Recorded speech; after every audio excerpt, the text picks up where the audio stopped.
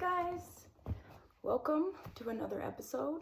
Today is March the 12th. It's Wednesday. Another beautiful sunshiny day, and I'm so excited for spring. I would like to dedicate today's episode to my mother. She passed away in 2020, and I don't talk about her very much.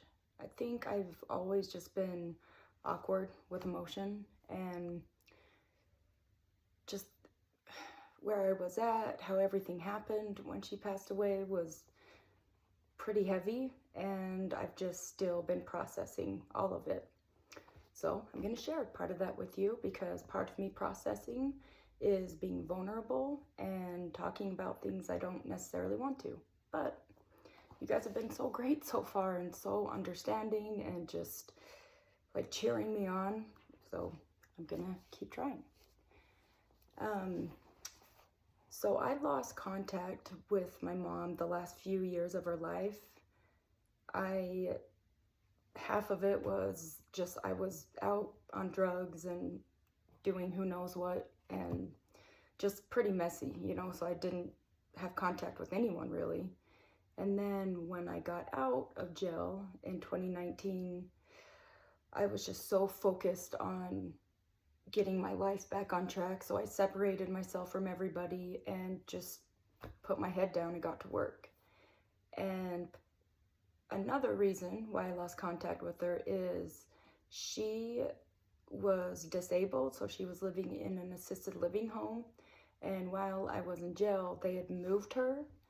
I think it was like financial or I actually don't know why they moved her, but I didn't know where they moved her to. And so I just didn't even know how to reach her. And let's see, about a week and a half before she died, I got a call from her on Facebook, and I saw it was my mom calling, and I was like, hello? And there was just like talking in the background on the other end. So I don't even think she knew she called me. And then about a week later, I got the phone call that she had passed away. And I didn't handle it well. It was during lockdown with COVID.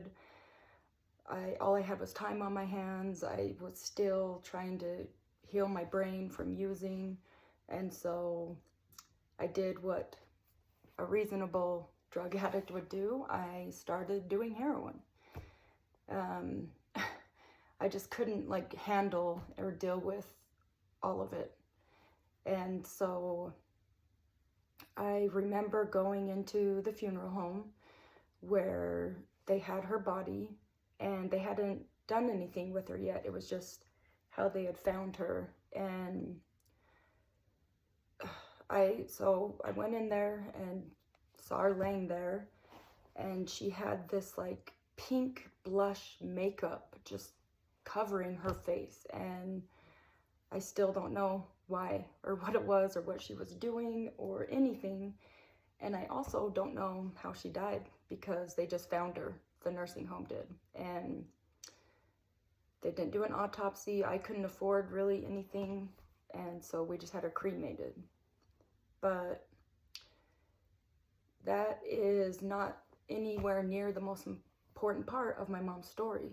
She was beautiful. My mom was such a beautiful person, inside and out. She was just such a free spirit. She didn't judge anybody. She loved everybody. And she was a little crazy, but all of her good qualities outweighed all of that. And she was so fun. My mom was such a fun mom. And she was my biggest fan. I could do no wrong. I got away with murder, pretty much. And I never ever questioned whether or not she loved me. And that is something that I tried to do with my son, for sure, because I just learned from the best. And as I've been getting my life together and, making all these positive changes, I often find myself I don't want to use the word regret, but just kind of sad that she didn't ever get to see me in this stage of life or get to know me as a sober person. And I think for a while, I almost was stuck on that, like, almost like, well, it doesn't even matter because she doesn't know. She doesn't know how I turned my life around or the person that I am. But it is, that could not be further from the truth. Like, first of all, wherever she's at, she definitely is aware of my accomplishments. And she's so proud of me, and she's just, I know how happy and fulfilled she is watching me grow and learn and change. And that like really brings me a lot of comfort, because it doesn't matter, although I would have loved to have her seen my change and growth, it doesn't take away from the fact that I've been doing it. And it just, like, you guys, if there is anything that you wish was different, or that you could wish you could change, or get out of something, don't wait until it's too late. Do it now, and then the people who are around you and love you in your life will get to see it, and you'll get to share that with them, rather than just knowing they would be proud if they were around, right? So that's, that is my message today for you to do. Now I'm like, sorry, going off on a different path here a little bit, but when I first started doing these podcasts, I reached out to the jail to see if I could get my medical records from the time of when I was in there and, really, really sick, coming off drugs and everything. And I just barely got them back today. And I actually had to stop reading it a few times just because it was so overwhelming. Like, it made me feel stressed and really sad that I went through that, and that all of that happened to me. And I didn't even realize so much had gone on, or how bad it got, because I was so just out of it, and my brain wasn't even functioning on any level of normalcy. And I didn't realize it had gone on for so long. There was so much in this report. Like, I guess the highlights were the deputies, and they had me in different parts of the jail, because at first I was just acting crazy, and so my roommates reached out to the deputy like, hey, I don't know if we're safe, like, we don't know anything about her. And then they moved me to the hole, and then from there the deputy kept observing me and being like, okay, this girl's not okay, and kept calling medical staff down. And then finally, when I was in line to go to court, another deputy saw me, and in the report it says that I was just either had a seizure or on the verge of having a seizure, and so she got medical in there, and they moved me down to where I was finally able to heal and get help and given the right medication so I could get my body and brain back a little bit. But while I was in there, there was one point when I wouldn't come out of my cell because they were going to get me, whoever they were. I was stuck in the shower. The deputies had to, because I was so shaky and I couldn't move, I literally couldn't get off the chair they gave to me. And so they had to carry me out. I had multiple seizures. I couldn't walk.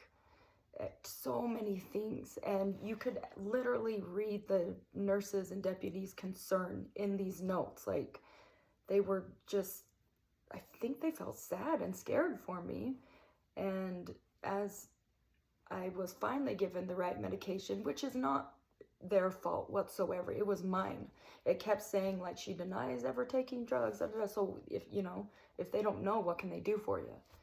And I think partly, I just didn't want anyone to know when it was clear. First of all, I was in jail to begin with. Secondly, just my state.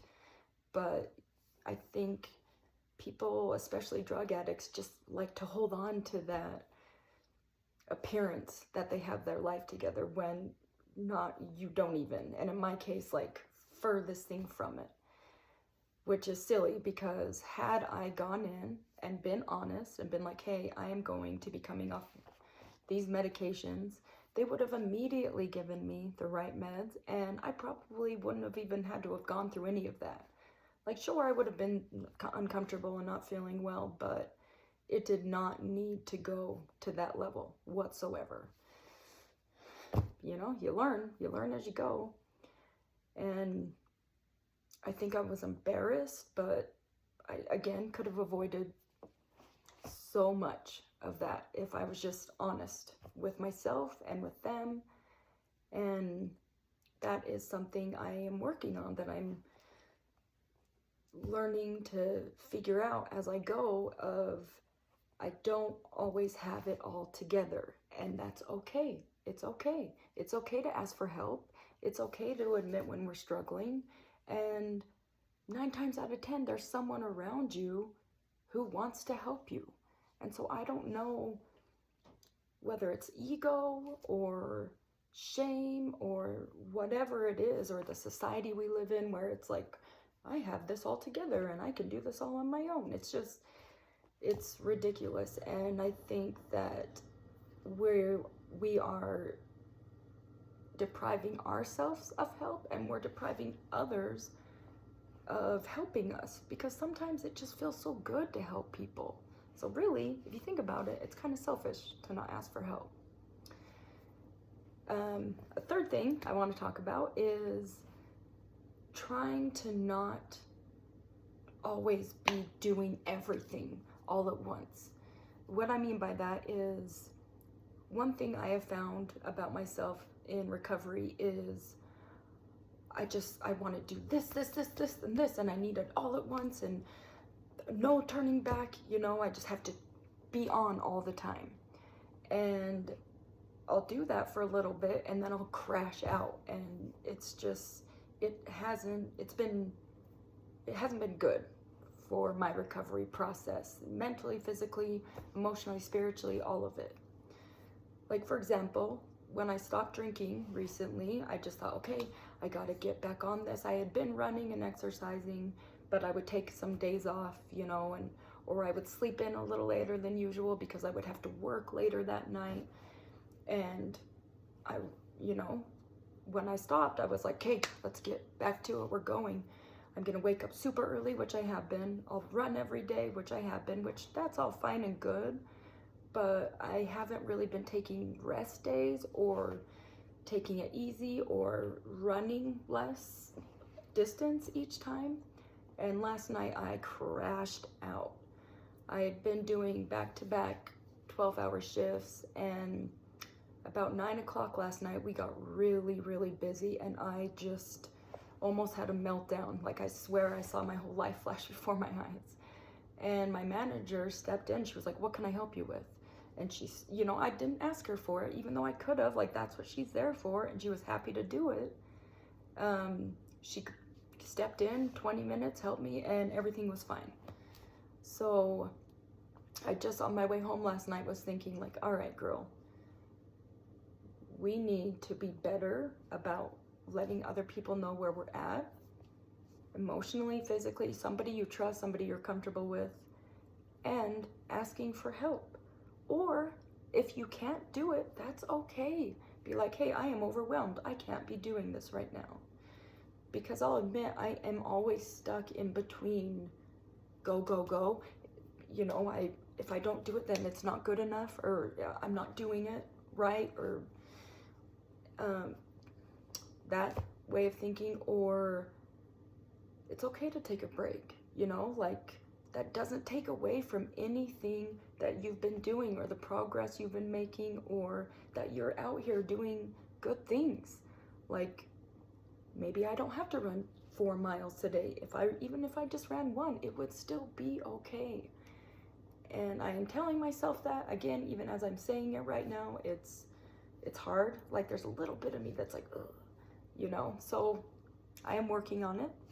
And I think that admitting it and talking about it with you guys is really, really been helping me, and it's keeping me accountable. And yeah, so just trying to figure it out as I go. I'm still going to be running as often as I can. I don't know who follows me on Instagram, but I do post pictures every morning before my run, just to kind of let people know, like, hey, I'm out here. And now that it's getting warmer, it's just getting better, and I'm getting Sorry about my white legs. I promise I will get color on these eventually. But yeah, so in a nutshell, don't wait until it's too late, or for for tomorrow to begin before you make changes. Appreciate things that you're doing now, and and stop and take a moment to be proud of yourself, for sure. If you need to take a morning off, or maybe just need a moment to yourself, or to pull back from your journey a little bit, that is okay, as long as you keep going. Don't just take like a 4-month break. And yeah, ask for help and just be proud of yourself. Be proud of who you are, what you're doing, and be proud of others around you. So yeah, that is my ADHD message for you all today. Thank you for tuning in. I will be on again next Wednesday, and I hope you have a wonderful week. Love you guys.